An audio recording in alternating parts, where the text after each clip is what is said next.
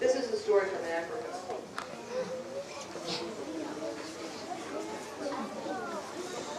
There was a village in Africa. It was a nice village. It was near a marsh. And in that marshland, there were weeds grew up, birds flew in and out. There were a lot of insects, that's true. A lot of amphibians lived there. There were also reptiles and snakes that live in water. And there were frogs. Oh my goodness, there were frogs. The people in that village, all day and all night, they heard the sound of the frogs. Ribbit. This is your part. Ribbit. Ribbit. Ribbit. Ribbit. So the sound of the frogs was the music that they lived by. And those frogs all day were singing. Now, there was just one thing about that village. The chief of that village was a tyrant. He believed in fear, in ruling people by threats, sometimes even threats that I'll kill you if you don't do what I say. He was a mean and tyrannical man. In the background, the frogs would sing. There was only one person in that village, an old woman, that would tell him the truth. She wasn't afraid of him. She was not afraid of him. She had lived long. She knew lots. She had nothing to fear from him. Now, one night, the frogs were singing. The chief was in his hut on his mat, and he woke up. He had a nightmare. And when he woke up from this nightmare, it put him in such a foul mood that he rushed out of his hut into the center gathering place of the village. And what did he hear coming from the marsh but he put up his fist and he said, "Stop that!" And the frogs are not used to doing what people tell them to. So what did they do? They said, "I told you to be quiet." And they, "Did you hear me? I said be quiet." And the frog said, and he couldn't sleep all night long. By the end of the night, when the other people got up, they came out into the clearing.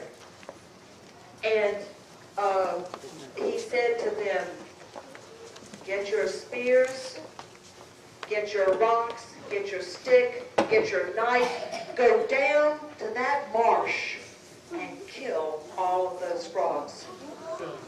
Oh, they stepped back and they said, "Oh, my goodness, you don't mean that." And he said, "I mean exactly that."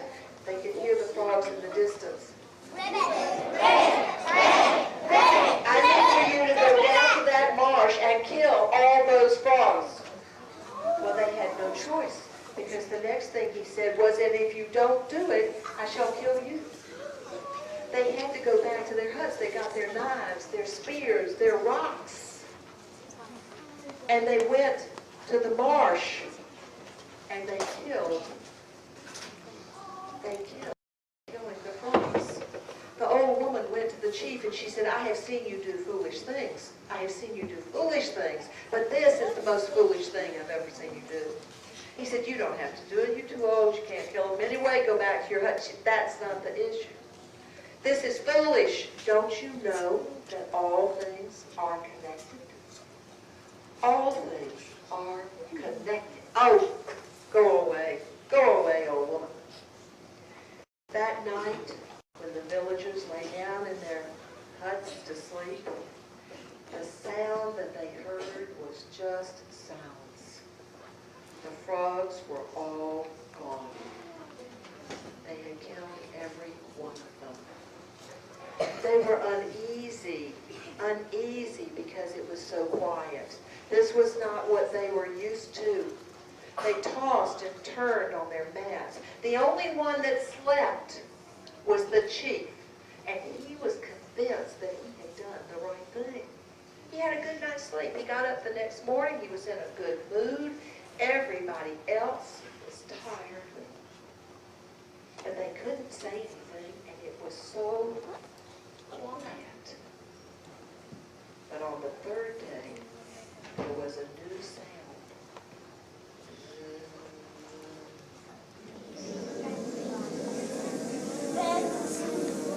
And the mosquitoes started to swarm out of that marshland.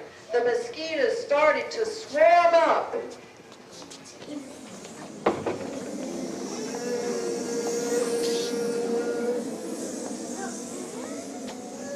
The mosquitoes started to swarm up out of the marshlands.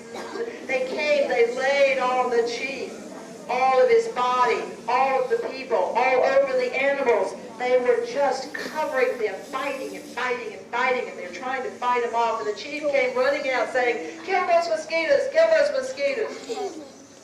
How ridiculous. It was impossible. They were multiplying and multiplying. The people went to bed that night. They went into their huts. They were covered with mosquitoes. They rolled up their things in their mats. They rolled up their things in their mats, and they slipped away under cover of darkness. The next morning, the chief got up. He came out. He called for the people. There were no people. They were gone. All that was left in that village was the chief